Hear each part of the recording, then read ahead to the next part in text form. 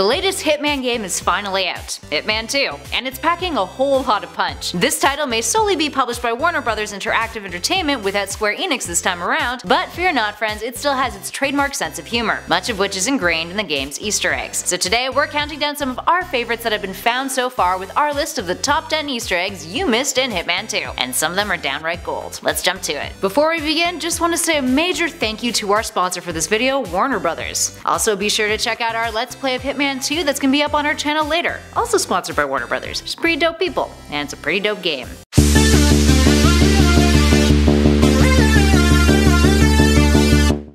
At number 10, Hitman 2 Silent Assassin. The Hitman legacy is obviously not lost on the developers. The franchise, which began in 2000, has a slew of popular and beloved games come out over the years, despite switching between publishers over that almost 20-year duration. This Easter egg, found by Reddit user CYDThis, shows off a cheeky little glimpse of the previous Hitman 2 game that came out back in 2002, known as Hitman 2 Silent Assassin. In Mumbai, in the arcade room on one of the computer screens, you'll catch a glimpse of Silent Assassin. There's also a picture of Sapienza too, which was featured in the 2016 Hitman game as the second episode location. Moving on to number 9, PUBG. While there are clearly a few references to the original Hitman games in Hitman 2, there's other references to other popular games kicking around in the Hitman universe. A redditor by the name of Huge Letters found this one. It's a collection of items that you can find in PlayerUnknown's Battlegrounds, the original Battle Royale gaming sensation. You can find these in a house in a village in the Columbia location. Up next, number 8, Freedom Fighters. Speaking of games hidden within the game, one that fans may get excited over is the fact that in Colombia, there's a Freedom Fighters arcade cabinet tucked away in a bar. This one was first spotted by PC Games N, and some are hoping that this means that another Freedom Fighters game will be on the horizon. When IO Interactive was ditched by Square Enix,